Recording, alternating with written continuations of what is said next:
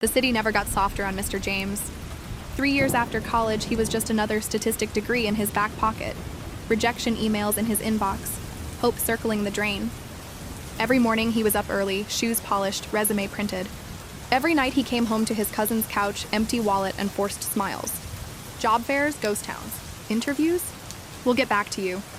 He almost believed the economy itself was allergic to him.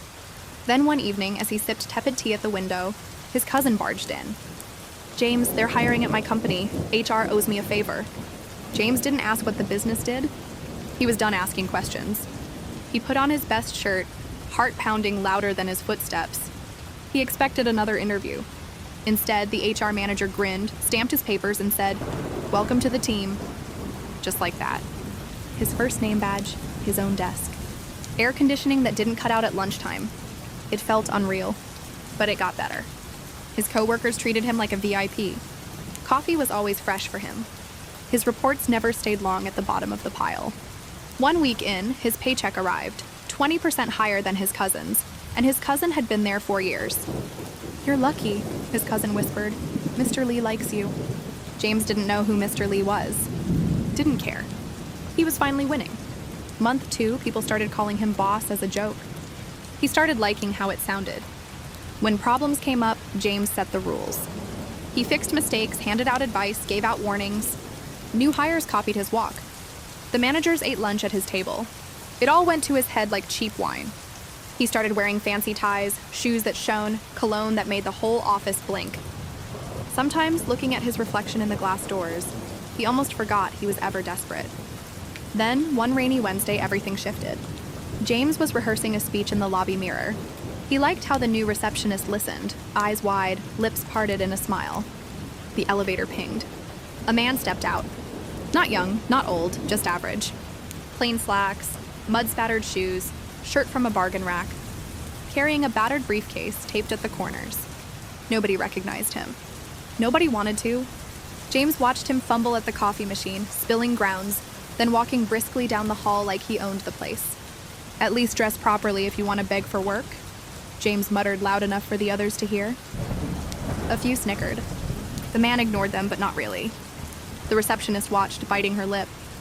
At lunch, the same man was sitting in James's chair, feet up on the edge of the desk, reviewing files. James stormed over. "Hey, you lost or something. This area's for staff. Cleaners use the back entrance." No reaction. For a second, James saw something flicker across the stranger's face. A glint of iron. "Did you not hear me?" James barked, voice rising. He reached for the man's shoulder.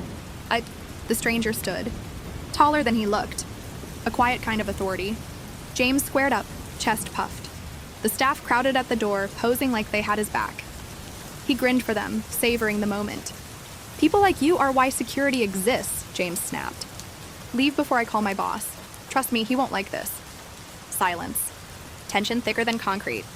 The stranger's eyes pale blue, cold locked on James's. "Who do you think your boss is?" the man asked softly. James almost laughed. Everyone knew the boss or thought they did.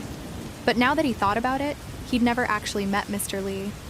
Just emails, memos, a photo that looked 20 years old, if it was even real. He folded his arms. "It's not my job to educate you. Now move." The man set the files down. He leaned in, close enough for James to feel his breath. "You should be careful who you talk to like that," the stranger whispered. He glanced at the security camera, then back at James. James rolled his eyes. "Big man, security's 2 minutes away. You're finished here, old-timer." But the man just smiled, turned and strode out. James smirked for his audience. Weirdos everywhere. That's why they need people like us. He felt invincible. Until the next morning. The office was quiet, too quiet. No banter, no music. On the walls, every picture of Mr. Lee was suddenly gone. James's badge wouldn't open the main door. The reception ignored him. The staff wouldn't meet his gaze. He cornered his cousin in the copy room. "Hey, what's up with everyone? Why's my pay portal locked?" His cousin was pale, shaking. "Don't you know what happened?" James frowned. "Someone fired?" His cousin lowered his voice. "You need to see this."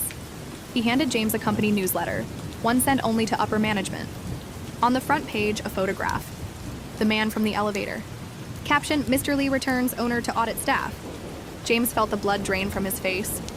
He staggered to his desk, files missing, messages accumulating on his computer.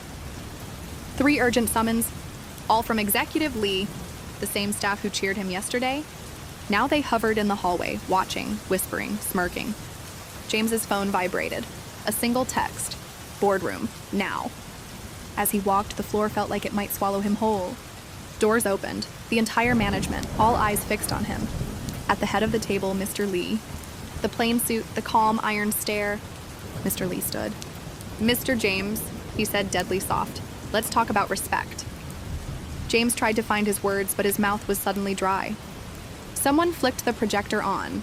Security footage filled the wall, a replay of every arrogant moment, every insult, every sneer. Mr. Lee didn't blink. "This is just the beginning," he said. "To be continued in part 2.